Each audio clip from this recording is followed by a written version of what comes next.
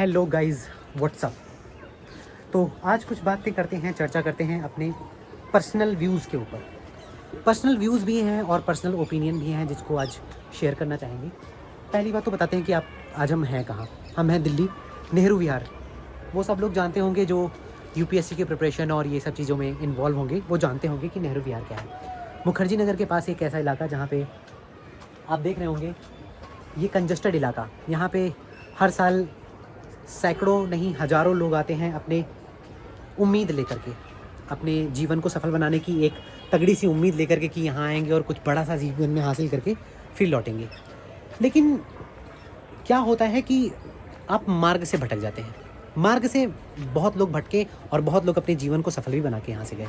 मार्ग से नहीं भटकना है, तैयारी करते रहो। अपने आप को जिस एम के लिए आप यहाँ पे आए हो ना, उसको हमेशा कंटिन्यू करते रहो। तो मैं अमित मिश्रा आप लोगों को इंट्रो कराता हूँ। ये देखिए, आपको व्यूज़ दिखाता हूँ सबसे पहले कि देखिए, ये ऐसी जगह है जहाँ पे हज़ारों ज़िंदगियाँ आबाद और लाखों ज़िंदगियाँ तबाह हुई हैं।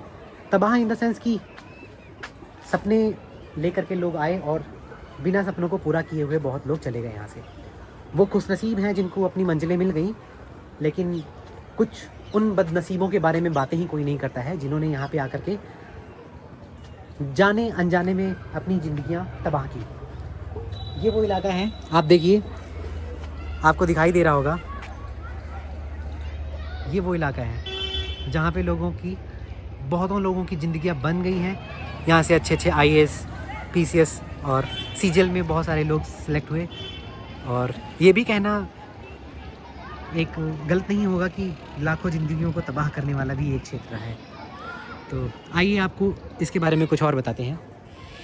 सबसे पहले आप लोग पूछेंगे कि मैं यहाँ क्या कर रहा हूँ। तो मैं बेसिकली यहाँ पे कल से ही हूँ। कल मेरे को अपने ऑफिस के वर्क से डीआरएम ऑफिस आना पड़ा था, जैसा कि मैंने कल वीडियो डाला था, आप लोगों ने देखा होगा। और आज भी मैं ऑफिस के वर्क से ही यहाँ पे हूँ।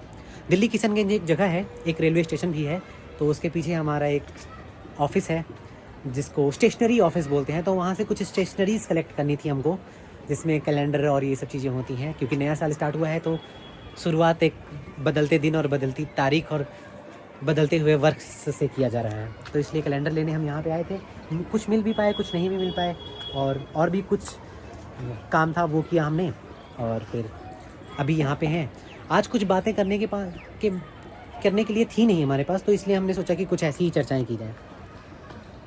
सबसे बड़ा जो बदनसीब इंसान है ना, वो है कि जो एक बहुत ही मध्यम वर्गीय परिवार में जिसका जन्म हुआ है। बदनसीब इसलिए कहूँगा कि जो जितनी भी ज़रूरतें हैं उसकी वो पूरी नहीं हो पाती हैं। कभी किताब के लिए तरसना, कभी कोचिंग इंस्टीट्यूट के लिए तरसना, कभी लाइब्रेरी की फ़ीस के लिए सोचना कि कैसे होगा, और कभी अपने दोस्तों के साथ कहीं घूमने जाने पे मना करना। वो सब दुख हैं जो हर एक विद्यार्थी जीवन में आते हैं।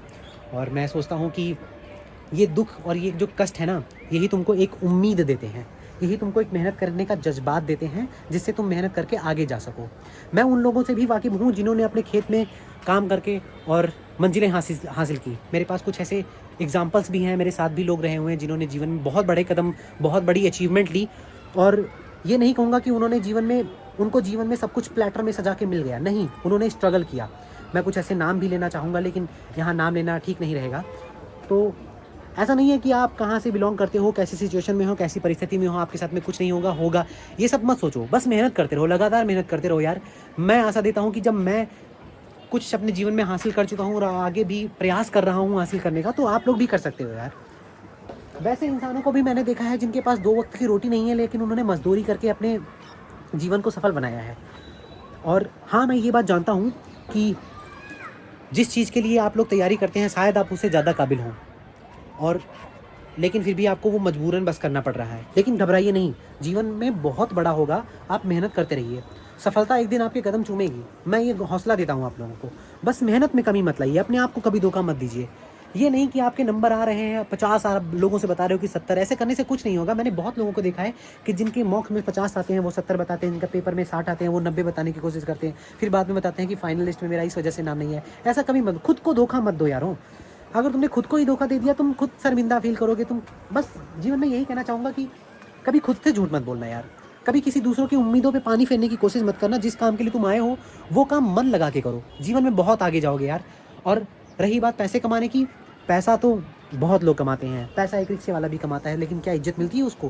पैसा आप पानी पूरी का ठेला बेच लगा के भी कमा सकते हो, क्या उसको वो इज्जत मिलती है जो तुमको मिलेगी जब तुम्हारे हाथों में एक, याद करो जब कभी तुम्हारे हाथों में एक वो सरकारी लेटर होगा ना, ज्वाइनिंग लेटर, उस दिन की खुशी तुमको एक अलग जज्बा देगी यारों।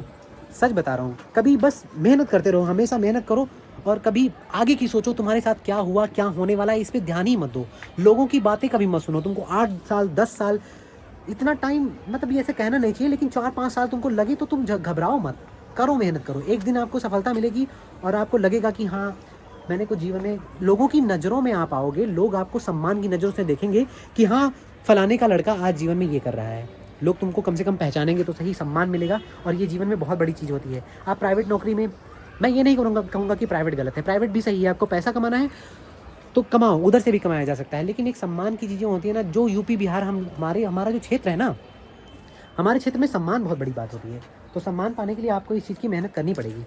बाकी मैं इस ब्लॉग को इतना लंबा नहीं रखूँगा, आज मेरे पास कुछ ज़्यादा कहने को है नहीं, लेकिन मैं जो रेजोल्यूशन लिया है कि हाँ मिस नहीं करूँगा किसी दिन, तो इसलिए मैं ब्लॉग बना रहा हूँ। तो आज आपसे चर्चाएँ की हैं, बाकी आपको और भी चीज़ें अच्छी अच्छी बताई जाएंगी।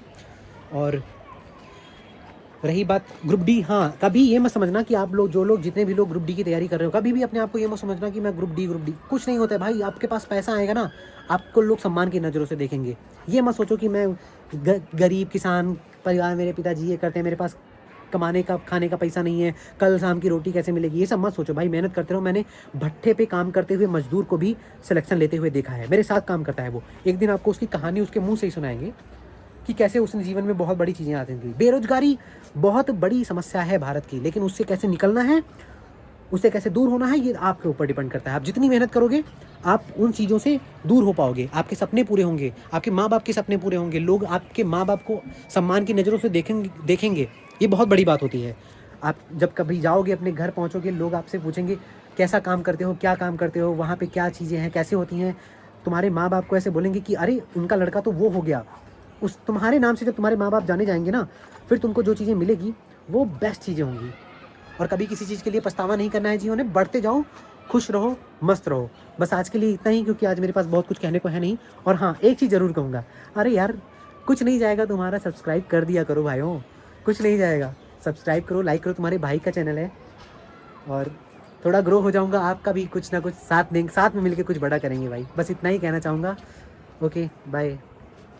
और ये आपको एक बार और दिखाता हूँ, ये है मुखर्जी नगर, नेहरू विहार। देखिए ये पार्क सुंदर सा। ओके, आज फिर यहीं पे विराम करते हैं। बाय। और आपका दिन शुभ हो, और 2026 में आपको जीवन में जो आपने आशाएं की हैं वो आपको प्राप्त हो। धन्यवाद।